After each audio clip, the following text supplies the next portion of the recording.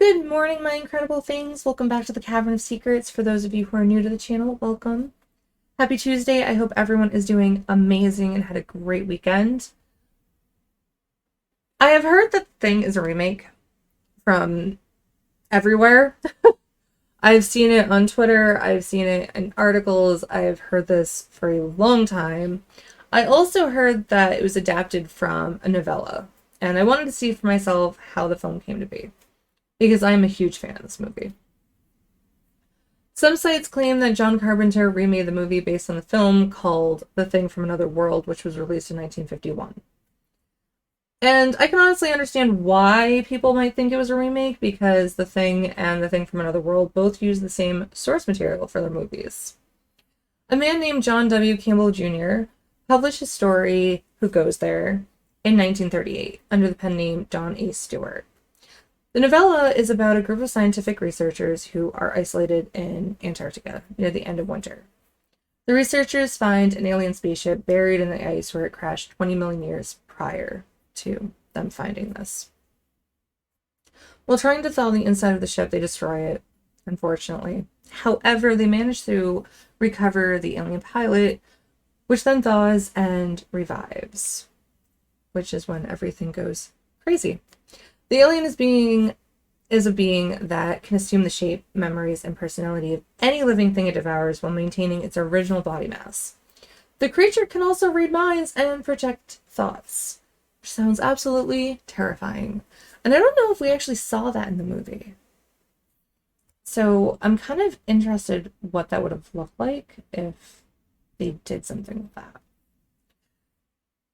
The reason The Thing is not a remake, Carpenter claimed he didn't want to compete with the old film since The Thing from Another World was beloved by him.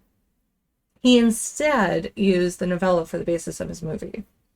One big difference between the 1951 movie The Thing from Another World and John Carpenter's The Thing is Carpenter's movie features an alien that can perfectly imitate its victims, similar to the novella, whereas The Thing from Another World looks, from what I read, a mutated carrot, which just made it kind of flop, I guess.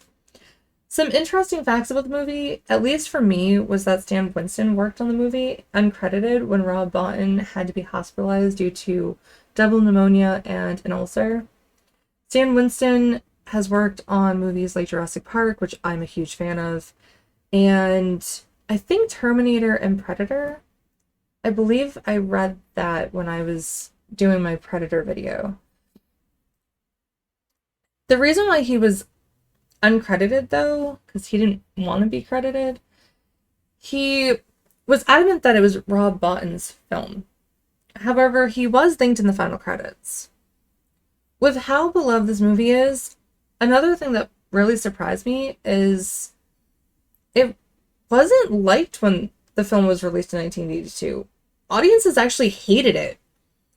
The reason fans hated the movie was because it followed the release of E.T., so people were expecting another happy alien movie, but instead got something completely different and more horrific and bloody and gory, and they also had an ending that wasn't happy, but more confusing for them. They didn't understand if the alien survived and if it was one of them, like the two last remaining people. I forget who survived, to be honest. I know MacReady did, but I forget the other one. It's been a while since I've seen the movie, and I'm going to rewatch it now because now I really want to see it again.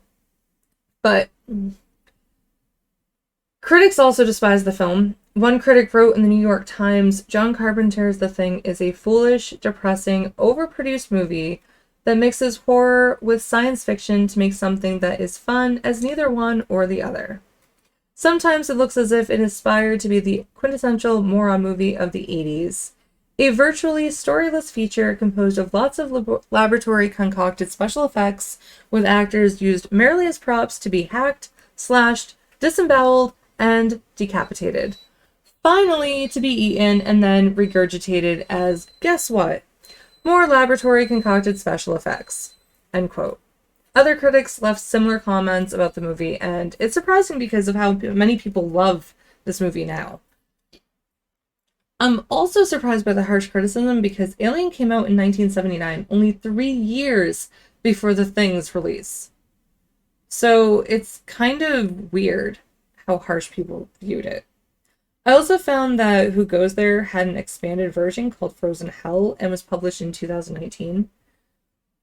It was found in 2018, which is supposedly being made into a movie by Blumhouse and Universal. I read a few articles that state it may be a remake.